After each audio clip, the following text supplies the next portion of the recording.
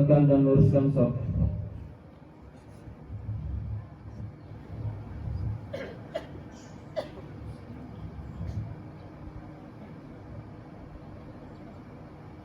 Allahu Akbar.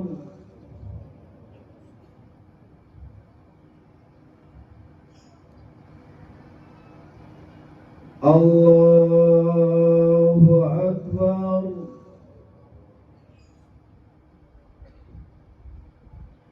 Allahu Akbar. Allahu Akbar. Allahu Akbar.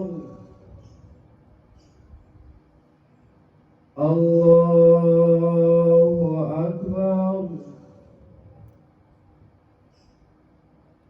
Allahu Akbar.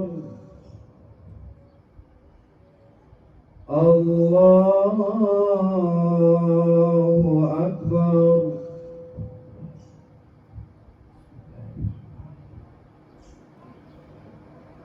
Alhamdulillahi Rabbil Alamin, Ar-Rahmanir Rahim,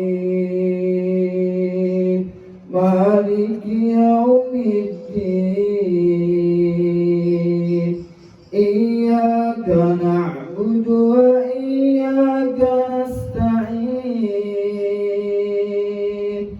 Ihdinas siratal mustaqim, siratal ladzina an'amta 'alaihim, ghairil maghdubi 'alaihim waladdallin.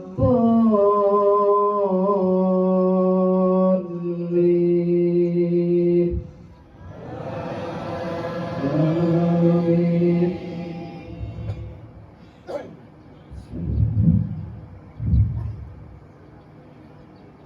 وَلَقَدْ أَرْسَلْنَا نُوحًا إِلَى قَوْمِهِ إِنِّي لَكُمْ نَذِيرٌ مُبِينٌ أَلَّا تَعْبُدُوا إِلَّا اللَّهَ إِنِّي أَخَافُ عَلَيْكُمْ عَذَابَ يَوْمٍ أَلِيمٍ. إِنِّي أَخَافُ عَلَيْكُمْ عَذَابَ يَوْمٍ أَلِيمٍ. فَقَالَ الْمَلَأُ الَّذِينَ كَفَرُوا مِنْ قَوْمِهِ مَا نَرَاكَ إِلَّا بَشَرًا مِثْلَنَا وَمَا نَرَاكَ اتَّبَعَكَ إِلَّا الَّذِينَ هُمْ عَرَاذِلُنَا بَادِيَ الرَّأْيِ وَمَا نَرَى لَكُمْ عَلَيْنَا مِنْ فَضْلٍ بَلْ نَظُنُّكُمْ كَاذِبِينَ. قَالَ يَا قَوْمِ أَرَأَيْتُمْ إِن كُنتُ عَلَى بَيِّنَةٍ مِّن رَّبِّي وَآتَانِي رَحْمَةً مِّنْ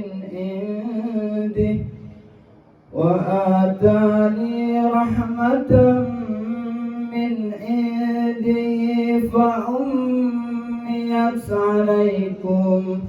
فَأُمِّيَتْ عَلَيْكُمْ أَنُلْزِمُكُمُوهَا وَأَنتُمْ لَهَا كَارِهُونَ.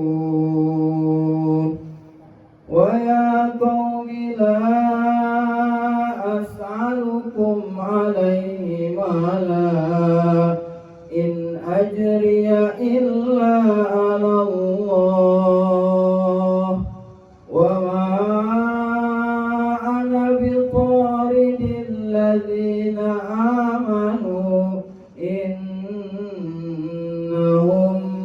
مُلَاقُو رَبِّهِمْ وَلَكِنِّي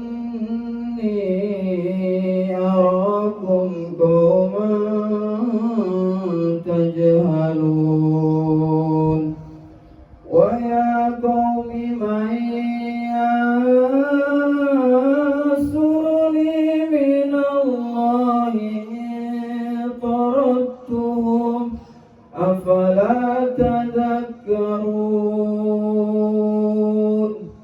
ولا أقول لكم عندي خزائن الله ولا أعلم الغيب ولا أقول إني ملك ولا أقول إني ملك ولا أقول للذين تزدري أعينكم ولا أقول للذين تزدري أعينكم لن يؤتيهم الله خيرا الله أعلم بما في أنفسهم إني إذا لمن الظالمين الله أكبر. السلام عليكم ورحمة الله وبركاته. أيها الذين آمنوا اتقوا الله وقولوا قولا سديدا يصلح لكم أعمالكم ويغفر لكم ذنوبكم ومن يطع الله ورسوله فقد فاز فوزا عظيما. أما بعد فإن أصدق الحديث كتاب الله وخير الهدي هدي محمد وشر الأمور محدثاتها وكل محدثة بدعة وكل بدعة ضلالة وكل ضلالة في النار. الله أكبر الله أكبر لا إله إلا الله والله أكبر الله أكبر ولله الحمد. Alhamdulillah, seiring tenggelamnya matahari akhir Ramadan di ufuk barat kemarin sore, posisi hilal Syawal sudah berada di atas ufuk dengan ketinggian lebih dari 5 derajat. Hal tersebut menandakan telah berakhirnya Ramadan 1443 Hijriah. Cakrawala digetarkan oleh lantunan pujian kebesaran dan kemuliaan Allah yang keluar dari bibir-bibir orang beriman di seluruh penjuru bumi, menyuarakan luapan kemenangan setelah berpuasa selama sebulan penuh dengan mengagungkan asmanya, menggemakan takbir Allahu Akbar Allahu Akbar La ilaha illallah wallahu akbar Allahu akbar walillahil hamd. Alhamdulillah, atas karunia Allah, pagi ini kita dapat hadir berkumpul di tanah lapang ini seraya menikmati indahnya mentari pagi, diiringi dengan takbir mengagungkan ilahi Rabbi yang telah dirangkai dengan 2 rakaat salat Idul Fitri sebagai upaya mendekatkan diri kepada Zat yang Maha Suci, sebagai hadiah melalui Ramadan yang suci untuk menjadi bekal terindah ketika kita mati. Semoga hari ini menjadi langkah awal memulai lembaran baru perjalanan diri untuk mengarungi kehidupan hakiki dengan istiqomah pada jalan yang diridhoi menuju Allah Zat yang Maha Tinggi. Ya Allah ya Qadir, berikan kesempatan kepada kami untuk berjumpa dengan Ramadan berikutnya. Selamat jalan Ramadan, selamat jalan Syahrul Barakah, selamat jalan Syahrul Maghfirah, selamat jalan puasa yang kami cintai. Allahu Akbar walillahil hamd. Jamaah Id yang dirahmati Allah, jika kita merasakan waktu berjalan dengan begitu cepatnya, baru kemarin rasanya kita kedatangan Ramadan, kini Ramadan sudah berakhir dan pergi meninggalkan kita semuanya. Dari satu Jumat kepada Jumat yang lain, begitu cepat kita merasakannya. Pun dengan hari-hari yang kita jalani, ketika malam menjadi siang dan siang menjadi malam, juga begitu cepat waktu berjalan. Rasulullah SAW mengingatkan kita dalam sabdanya, tidak akan terjadi kiamat sampai zaman terasa mendekat. Sehingga 1 tahun terasa seperti 1 bulan, 1 bulan seperti 1 pekan, 1 pekan seperti 1 hari, 1 hari seperti 1 jam, dan 1 jam seperti seseorang yang memantek korek kayu. Hadis riwayat Imam At-Tirmizi. Hadirin yang dirahmati Allah, jika waktu terasa cepat, Rasulullah menyampaikan, maka ini pertanda bahwa zaman akan segera berakhir. Dan batas waktu dari akhir kehidupan itulah sesuatu yang disebut dengan ajal. Walikulli ummatin ajal, fa idza jaa ajaluhum la yastakhiruna sa'ata wa la yastaqdimun. Tiap-tiap umat memiliki ajal atau batas waktu. Apabila telah datang ajal, maka tidak dapat diundurkan dan juga tidak dapat dimajukan. Al-Quran surah Al-A'raf ayat 34. Seluruh makhluk di dunia ini semuanya memiliki ajal masing-masing.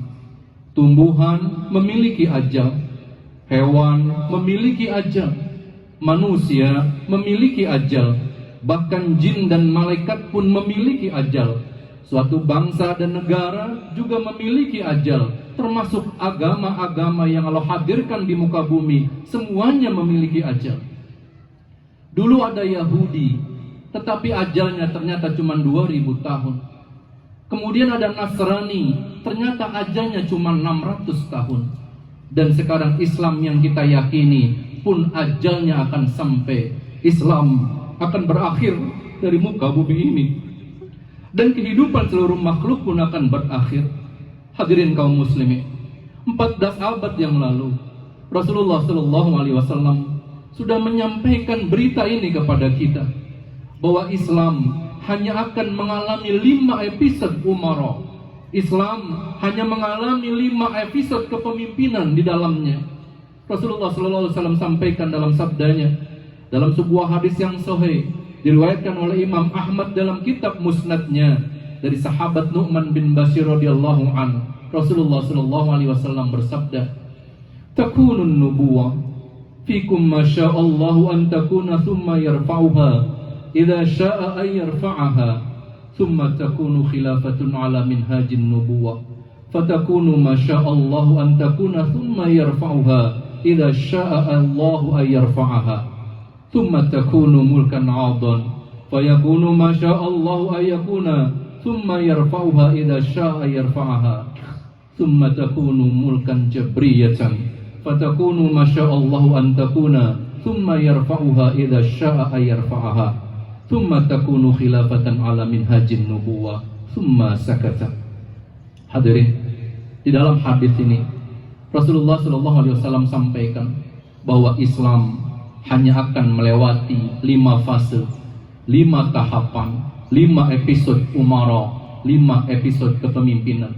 Yang pertama kata Rasulullah, takunun nubuwah, Islam akan dipimpin langsung oleh Nabi. Rasulullah tidak menyebut berapa lama waktunya dalam hadis ini, tetapi sejarah kemudian mencatat bahwa ternyata fase yang pertama hanya berlangsung 23 tahun. Usia 40 tahun Muhammad Rasulullah dilantik menjadi Nabi, dan pada usia 63 tahun beliau wafat meninggalkan kita semua. Jadi fase yang pertama, fase nubuwah, hanya berlangsung 23 tahun dan sekarang sudah berakhir. Kemudian Rasulullah melanjutkan hadisnya, setelah itu kalian akan masuk pada fase yang kedua dalam pimpinan dalam Islam, disebut dengan khilafatun 'ala minhajin nubuwah. Kalian akan dipimpin oleh khalifah-khalifah yang konsep kepemimpinannya menggunakan konsep kenabian. Cara memimpinnya menggunakan cara memimpin Rasulullah. Dan ternyata fase ini cuma berjalan 30 tahun dalam sejarah. Inilah yang dikenal dengan Khulafaur Rasyidin, Abu Bakar, Umar, Utsman, dan Ali. Dan fase yang kedua ini sudah berakhir. Kemudian akan masuk pada fase yang ketiga. Rasulullah menyebutnya dengan mulkan ma'adhan, pemimpin raja-raja yang menggigit. Fase ini umat Islam akan dipimpin oleh khalifah-khalifah yang bentuknya kesultanan-kesultanan, dan kemudian cara yang digunakan untuk meraih kepemimpinan menggunakan sistem-sistem kerajaan.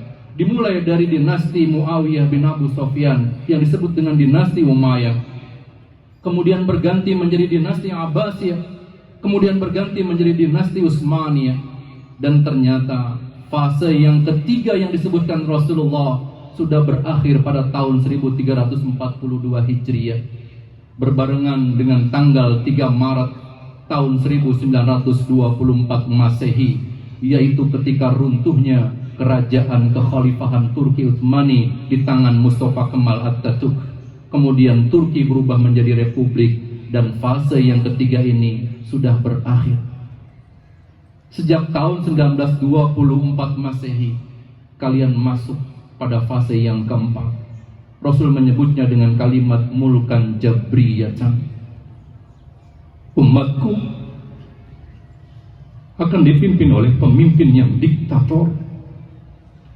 Sejak tahun 1924 sampai pagi ini kita duduk di tanah lapang ini, kita sedang berada di fase yang keempat dari 5 fase Islam berada di muka bumi ini. Fase keempat ini Rasul menyebutkan dengan kalimat mulkan jabriyah, pemimpin-pemimpin yang memaksakan kehendaknya. Era kepemimpinan mulkan jabriyah, penguasa-penguasa yang diktator, ini adalah babak yang paling buruk, kata Rasulullah, yang akan dialami oleh umatku. Karena di babak yang keempat ini, kepemimpinan dunia berada di tangan kaum kafir. Sedangkan di negeri-negeri yang berpenduduk mayoritas muslim, para pemimpinnya mengekor kepada kepemimpinan dunia, yaitu kaum kafir. Pada fase ini, umat Islam akan berantakan keadaannya. Umat Islam akan terpecah belah. Banyak yang munafik, banyak yang murtad. Para pemimpinnya lebih membela kepentingan kaum kafir, walaupun berada di negara mayoritas berpenduduk muslim. Pada fase ini, para ulama dinistakan yang menyampaikan dan mengamalkan kebenaran syariat seperti memegang bara api, kata Rasulullah dalam hadisnya. Dan pada fase ini, kebijakan yang dikeluarkan para penguasa tidak akan memihak kepada kaum muslimin, melainkan kebijakan yang menguntungkan kaum kafir. Para pemimpin, para penguasa di fase ini telah menjadikan penjahat dan preman sebagai teman dekat. Mereka menjadikan pembunuh berdarah dingin sebagai backing mereka. Dan pada saat yang sama, para ulama dijadikan sebagai objek buruan. Mereka melarang yang ma'ruf dan mereka memerintahkan yang munkar. Allahu Akbar, walillahil hamd. Kaum muslimin yang dirahmati Allah, qadarullah, Allah takdirkan kita ada di fase yang keempat dari perjalanan Islam. Ini qadarullah, kita harus terima karena Allah. Inilah skenario Allah. Zaman di fase yang keempat ini, Allah telah menggilir kepemimpinan dari kaum mukminin kepada kaum kafirin. Pada babak keempat ini, sistem yang ditegakkan adalah the Dajjalic values, sistem Dajjal yang akan memimpin dunia pada semua lininya, yang semuanya diatur dengan menggunakan konsep sepilis, sekulerisme, pluralisme, dan liberalisme. Pada sisi politik, sosial, ekonomi, budaya, kesehatan, teknologi, pertahanan keamanan, militer, bahkan keagamaan, semuanya telah dikuasai oleh kaum kafir. Inilah fase yang keempat, fase terburuk, kata Rasulullah, yang akan dijalani oleh umatku. Jika kemudian kita merasakan ada kebijakan-kebijakan para penguasa yang tidak memihak kepada kaum muslimin, sadarkan wahai saudaraku, ini fase yang keempat. Kita berada pada pemimpin mulkan jabriyatan. Sosok Dajjal berbeda dengan fitnah Dajjal. Sebelum sosok Dajjalnya Allah keluarkan, maka terlebih dahulu fitnah-fitnah Dajjal yang akan merajalela di seluruh muka bumi ini. Apa sasarannya? Sasarannya adalah menjauhkan umat Islam dari manhaj kenabian. Umat dijauhkan dari kitab sucinya. Umat dijauhkan dari syariat Islam. Umat akan dibuat ragu, dibuat bimbang, dan dibuat bingung dengan syariat Islam. Budaya akan dibesarkan dan sunnah akan ditinggalkan. Generasi muda akan dihancurkan dengan narkoba dan pergaulan bebas. para anak akan berani durhaka kepada orang tuanya, para istri akan berani melakukan nusyuz kepada suaminya, dan para suami akan berani menafkahi keluarganya dengan harta haram. Inilah the Dajjalic values, inilah sistem Dajjal yang sekarang hadir pada fase yang keempat, kata Rasulullah Sallallahu Alaihi Wasallam. Dari Abu Umamah radhiyallahu an, Nabi Sallallahu Alaihi Wasallam bersabda, innahu lam takun fitnatun fil ardi mundu dharu Allah dzurriyyata Adam a'zama min fitnati Dajjal wa inna Allah lam yab'ats nabiyyan illa hadzara ummatahu Dajjal. Tidak ada fitnah di muka bumi sejak Allah ciptakan Nabi Adam yang lebih besar melain fitnah Dajjal. Dan sungguh setiap Allah mengutus para nabi, pasti dia akan mengingatkan umatnya dari bahaya Dajjal. Hadis riwayat Ibnu Majah. Kaum muslimin yang dirahmati Allah, inilah fase yang keempat, Mulkan Jabriyan. Umat dipimpin oleh pemimpin yang diktator, penguasa yang memaksakan kehendaknya. Dan di fase ini Islam tidak akan memenangkan pertandingan. Itulah qadarullahnya. Sekali lagi, di fase keempat ini Islam tidak akan memenangkan pertandingan, kata Rasulullah.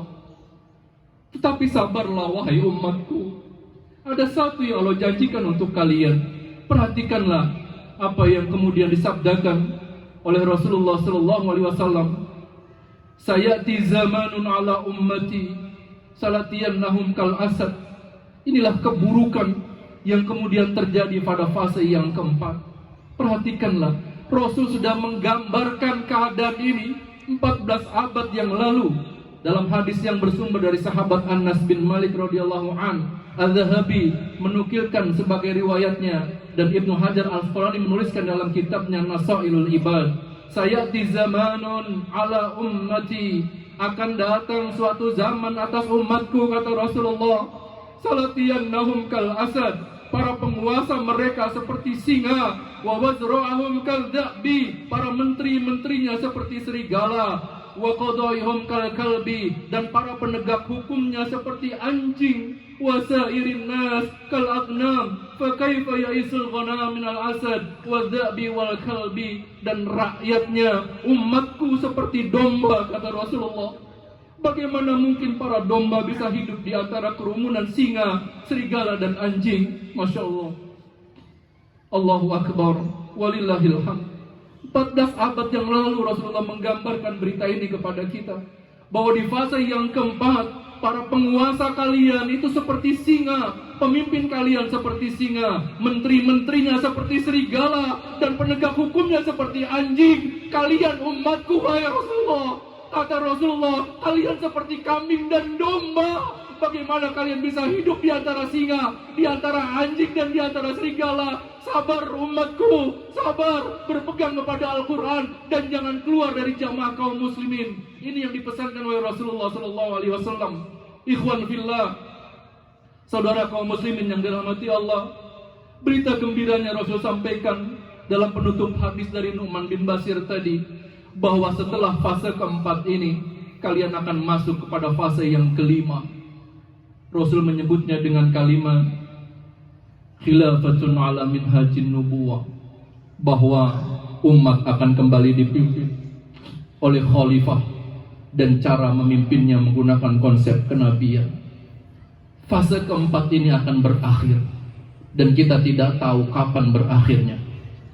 Tapi Rasul berikan berita gembira kepada kita, kalian akan masuk di fase yang kelima, khilafatan ala minhajin nubuwah, bahwa kalian akan dihadirkan seorang khalifah yang pada saat itu menggunakan konsep kenabian. Allah Subhanahu wa taala berfirman dalam Al-Qur'an surah Ali Imran 140, iyam saskum qarhun faqad masal qauma qarhum mithluh wa tilkal ayyamu nudawiluha bainan nas wa liya'lamallahu alladhina amanu wa yattakhidha minkum syuhada wallahu la yuhibbul zalimin.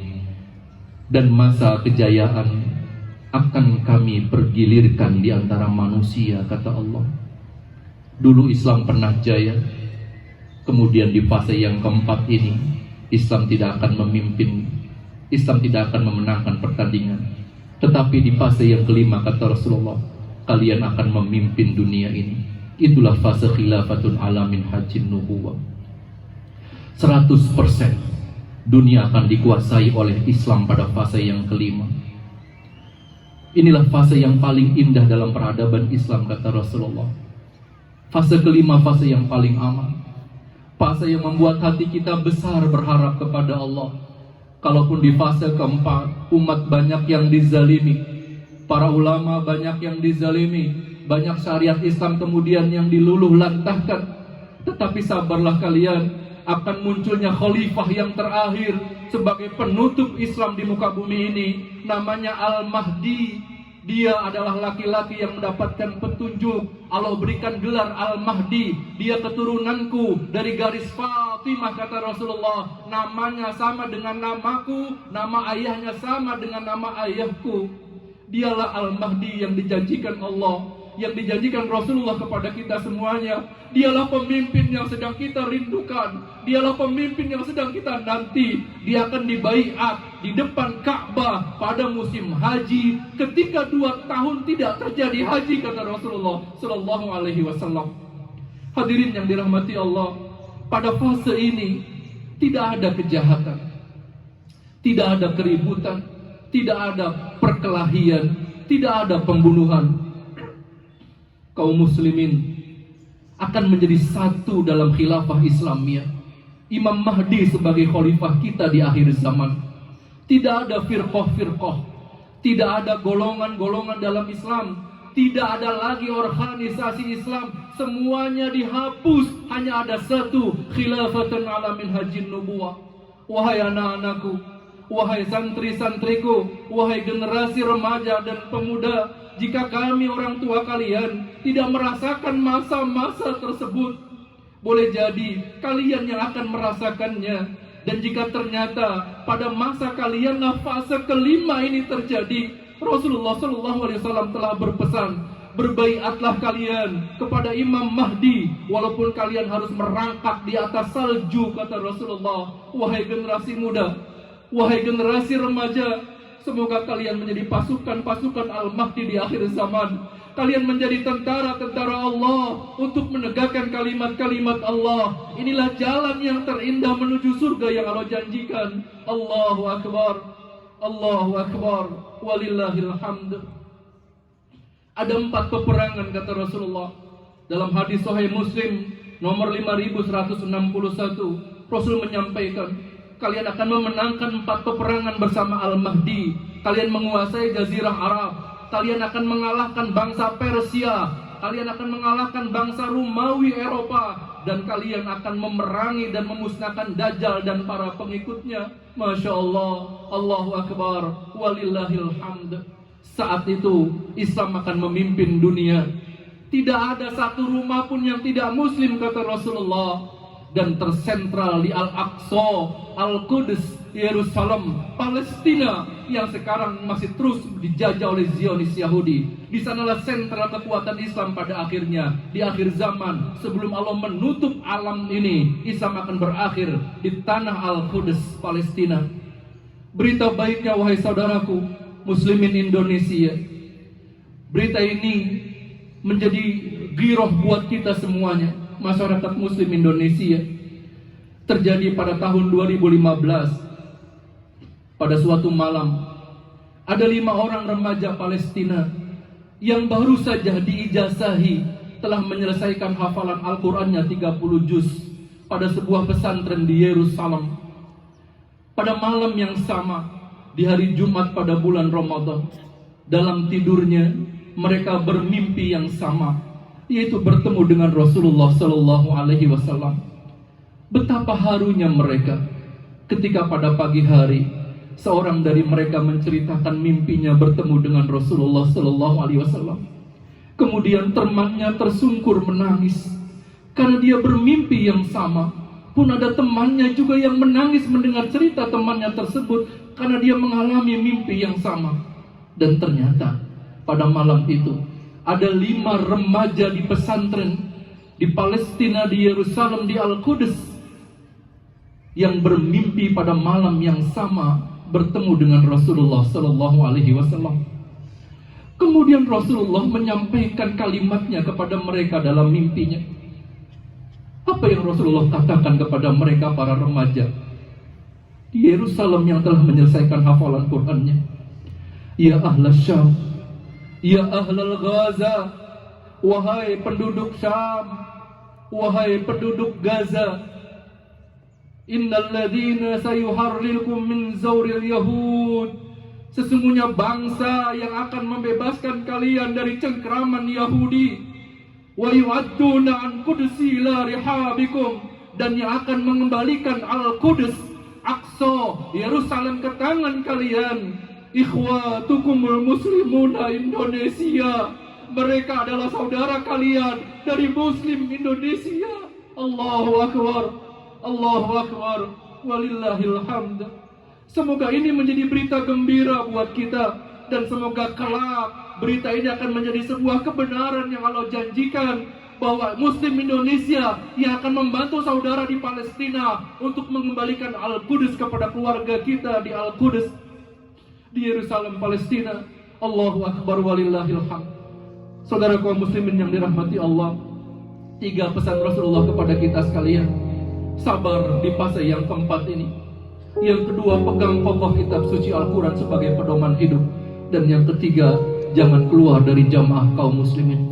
Mudah-mudahan Allah selamatkan kita dan keluarga kita di dunia ini dari fitnah-fitnah Dajjal, di alam kubur dari siksa kubur, dan di akhirat nanti dari bahayanya siksa api neraka. Ya Allah, tunjukkan kami jalan-Mu yang lurus, jalan orang-orang yang telah Kau beri nikmat kepada mereka, bukan jalan mereka yang Kau murkai, dan juga bukan jalan mereka yang sesat. Amin ya mujibas sa'ilin. Bismillahirrahmanirrahim. Alhamdulillahirabbil alamin. Allahumma shalli ala nabiyyina Muhammadin wa ala ali Muhammad. Ya Allah ya Rabbana ya Syakur, terima kasih atas semua anugerah nikmat-Mu ya Allah. Pagi ini kami masih dapat menghambakan diri terhadap-Mu. Duhai Rabb kami yang Maha Penyayang, sayangi kami ya Allah. Sayangi orang tua kami, keluarga kami, saudara-saudara kami. Sayangi guru-guru kami ya Allah. Lindungi dan bimbinglah mereka. Lapangkan rezekinya dan kuatkan azamnya serta berkahi jalannya. Ya Allah, bersihkan hati dan jiwa ini dari hasad dan dengki. Persatukan jiwa-jiwa ini dalam cinta karena-Mu dan dalam ketaatan kepada-Mu. Jangan Kau biarkan setan musuh menggerogoti persaudaraan kami ya Allah. Ya Allah, berikan petunjuk-Mu kepada pemimpin-pemimpin kami. Tuntun mereka dalam membuat kebijakan yang selaras dengan aturan-Mu ya Allah. Pegang ubun-ubun mereka ya Rabb, agar selalu berada di jalan kebenaran dan ketakwaan, yang bersemangat meninggikan kalimat-Mu dan kejayaan agama-Mu. Ya Allah, ya Salam, duhai yang Maha menyelamatkan, selamatkan kami dari semua keburukan-keburukan yang terjadi di dunia dan di akhirat. Selamatkan kami dari keluarga kami di dunia ya Allah.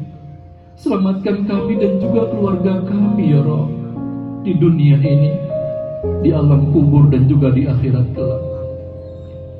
Selamatkan kami dari fitnah-fitnah Dajjal yang sedang maupun yang belum terjadi ya Allah. Engkau pelindung kami. Engkau pemberi petunjuk kepada orang-orang yang bingung. Engkau pemberi kecukupan kepada orang-orang yang kekurangan. Engkau pemberi ketenangan orang yang sedang gelisah. Ya Rabb, di pagi yang indah ini, di tanah lapang tempat kami menghambakan diri ini, setelah menutup rangkaian Ramadan kami mohon ya Rabb, jika ada di antara kami yang sedang sakit, sembuhkan penyakitnya. Kami berserah diri kepada-Mu ya Rabb. Allahumma a'izzal Islam wal muslimin wansur man nasaraddin. Allahumma ighfir lil muslimin wal muslimat wal mu'minin wal mu'minat al ahya'i minhum wal amwat. Allahumma antas salam wa minkas salam wa ilayka ya'udus salam. Hayyina rabbana bis salam. وادخلنا الجنة دار السلام كما ربينا ذا الجلال والإكرام. اللهم لا سهل إلا ما جعلته سهلا وأنت تجعل الحزن إذا شئت سهلا.